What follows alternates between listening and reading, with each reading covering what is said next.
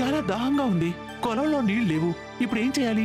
బాలకులారా, మీరు మా గ్రామానికి ఏదైనా చేయగలరా? మీ పేర్లు చెప్పండి.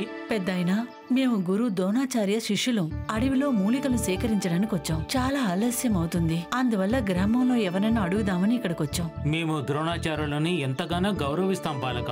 అయినా మా గ్రామంలో మీకు అన్ని సదుపాయాలు లభిస్తాయి బాలక. ఇక మీ ఇష్టం. ఇక్కడ నీరివ్వడం నిషిద్ధం. నీటిని ఇవ్వకూడదా? అవును బాలకుడా, మా గ్రామం పేరులో మాత్రమే నీరుంటుంది. కానీ నిజం ఏంటంటే మేము నీటిని ఎలా సంపాదించుకోవాలో తెలియడం లేదు. ప్రకృతి మా మీద ఎందుకో పగపట్టినట్టు ఉంది. అంతేకాదు, పక్షులు జంతువులు కూడా ఇక్కడ నివసించడం లేదు. పావురమ్మా, మీరు ఈ విషయం చెప్పండి. మీకు దాహం వేసినప్పుడు నీళ్ళకి ఎక్కడికి వెళ్తారు? భూతం భూతం మానవ భూతం నా భాషను ఎలా మాట్లాడగలుగుతుంది? భూతం భూతం భూతం.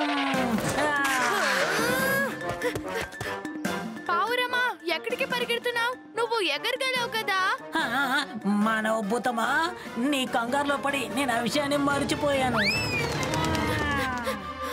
పావురమ్మా, వెళ్లే ముందు దీనికి జవాబిచ్చారు. దాహంగా ఉంటే ఎక్కడికి వెళ్తారు? పర్వతం మీదకి. సర్పంచ్ గారు, ఆ పావురం నాతో ఏమందంటే వాటికి దాహం వేస్తే కొండ వైపు వెళ్తాయట. మనం అక్కడికి వెళ్ళి చూడాలి. అయితే నువ్వు పావురంతో మాట్లాడుతున్నావా? పెద్దాయనా, వీడు నకుల్ అన్ని జంతువులతో మాట్లాడగలిగేవాడు. అవునా, చాలా ఆశ్చర్యంగా ఉందే. కానీ ముందుగా ఆ పర్వతాన్ని ఒకసారి చూడండి. ఆ పర్వతంపైకి ఈ గ్రామంలో ఉన్న వాళ్ళెవరూ వెళ్ళలేదు. అక్కడ నీళ్లుంటాయని కూడా మేము ఆశించడం లేదు.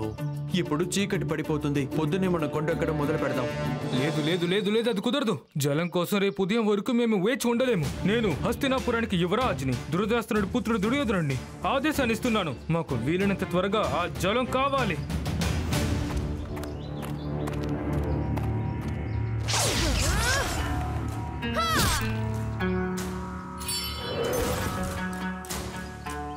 బాలక, ఆ నీటిని తాగొద్దు. ఆ ఊడల్లోంచి వచ్చే నీరు మంచిది కాదు.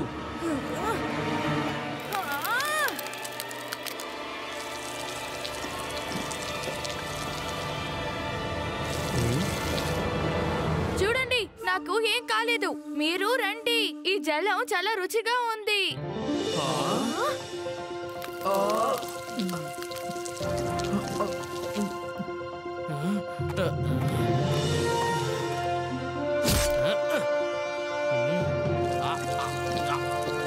దుర్యోధనన్నయ్య, ఆ పచ్చ ఏర్లో ఉన్న జలం మీరు తాకండి. ఆ ఏర్లో ఉన్న జలం చాలా చేదుగా ఉంటది. మిగతా ఏర్ల జలాన్ని మీరు తాగి చూడండి.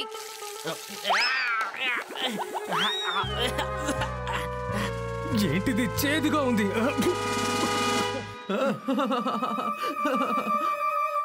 అద్భుతం. ఈ వృక్షం ఎన్నో ఏళ్లుగా ఇక్కడుంది. కానీ దాని గొప్పతనం ఇంతవరకు మనకు తెలీదు. ఇకపై మన గ్రామంలో నీటి ఎద్దడి తగ్గిపోతుంది. ఈ జలాన్ని మనం సేవించొచ్చు. అయినా కూడా మనం ఒకసారి కొండపైకి వెళ్ళి చూద్దాం. బాలకులారా, దయచేసి మీరందరూ ఈ రోజు రాత్రికి మా గ్రామానికి వచ్చి విందు ఆరగించండి. అక్కడే విశ్రాంతి తీసుకోండి. పెద్దాయన మన దగ్గర క్షమాపణలు అడిగారు. రుచికరమైన కాయగూరల్ని ఇవ్వలేమన్నారు. నీటి సమస్య చెప్పారు. ఏంటి అసలు ఏమంటున్నావు నువ్వు? రుచికరమైన కూరగా లేకుండా భోజనం అంత రుచిగా ఉండదు.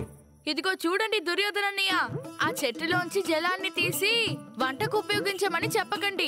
మొండితనం వద్దు. మీరు చెప్పేదే వినేలా చేయకండి.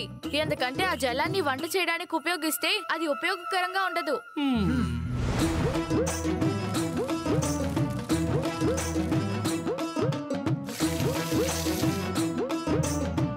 ఇదిగోండి నీళ్లు. మా అన్నయ్య హస్తినాపురానికి యువరాజు. రుచికరమైన కాయగూరలు లేకపోతే తినరు. బాలక, తప్పకుండా వారికి నచ్చిన ఆహారాన్ని చేసి పెడతాము. యువరాజు దుర్యోధన, మీ సోదరుడు మాకు నీటి ఎద్దడి లేకుండా చేసి మాకు సాయం చేశాడు. అందుకని మీకిష్టమైన రుచికరమైన భోజనం చేశాము. మేము ఆశిస్తున్నాము ఈ వంటకాలు మీకు నచ్చుతాయని. నేను సంతోషపడ్డాను. అందువల్ల మీరు చేసిన సాయం కోసం మేము మీకు ఒక బహుమానం ఇస్తున్నాము.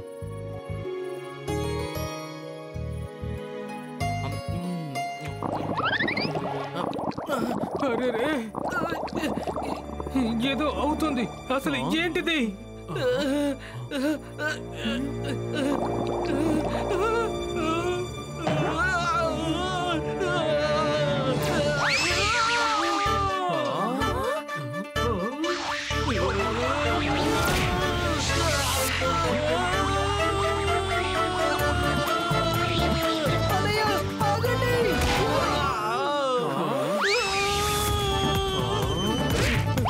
ఆపండి! అసలు ఏమవుతుంది? ఆపండి!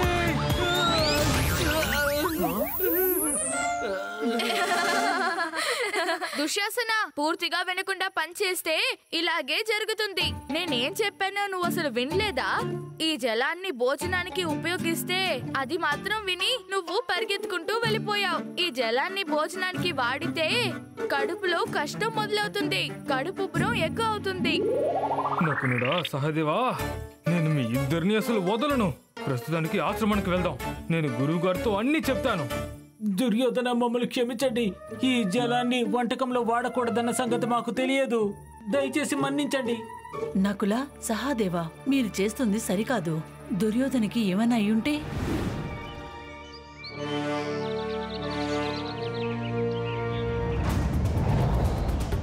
ఒరే, మీ యువరాజు పర్వతం పైకి ఎక్కుతున్నాడే, వారికి తెలియదనుకుంటా. పర్వతం పైకి ఎక్కే కొలది రహదారి చిన్నగా అయిపోతుంది. దానిపైన కాలు కూడా పెట్టలేరు.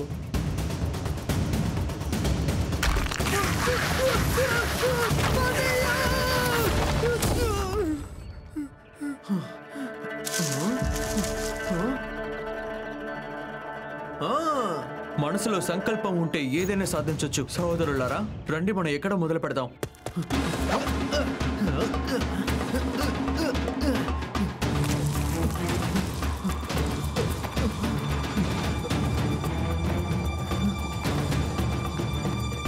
భలే, ఈ పాలకుల్లో ఎంతో ధైర్య సాహసాలు, అంతటి తెలివితేటలు ఉన్నాయి. వీరు ఎటువంటి ప్రమాదాన్నైనా తేలిగ్గా ఎదుర్కోగలరు.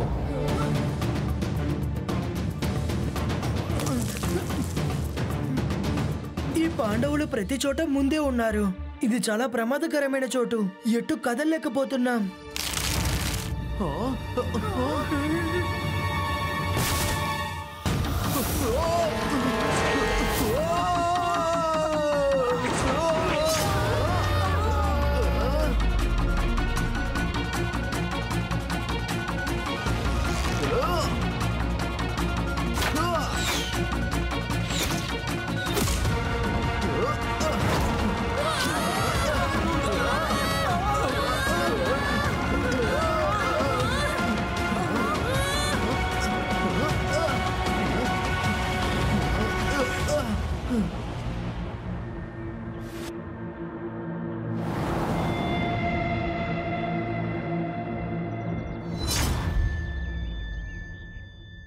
ఈ చోటులో నీళ్లు ఉన్నట్టుంది. ఈ చోటు కింద నీళ్లు ప్రయోగం ఉన్నట్టుంది.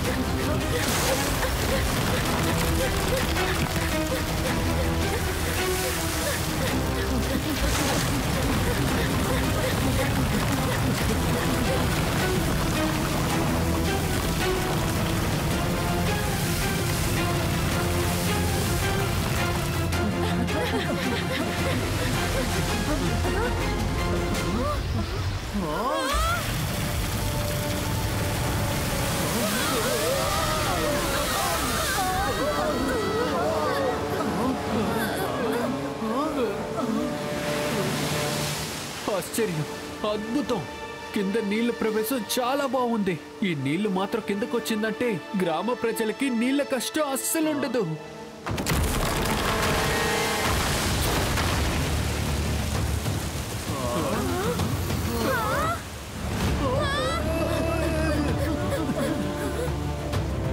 సహోదరులారా, ఈ జలం దానికదే కిందకి వెళ్ళిపోతుంది, మనల్ని కూడా కిందకి లాక్కు వెళ్తుంది. ప్రాణాలు కాపాడుకోవడానికి ఎందుకు ఏంటి అడగకుండా తాడుని మాత్రం పట్టుకోండి.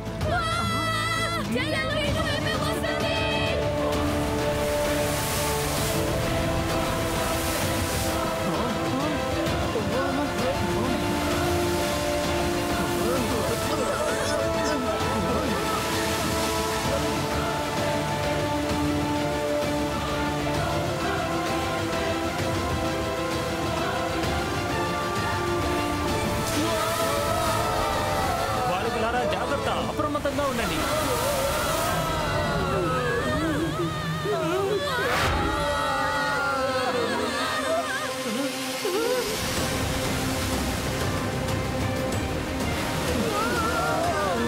సహోదరులారా, మీరు ధైర్యం పోగొట్టుకోకండి, తాడుని గట్టిగా పట్టుకోండి. లక్ష్య అక్కడికి వెళ్ళడం లేదు, లక్ష్య అర్జునుడిని వెతుక్కుంటూ వస్తోంది.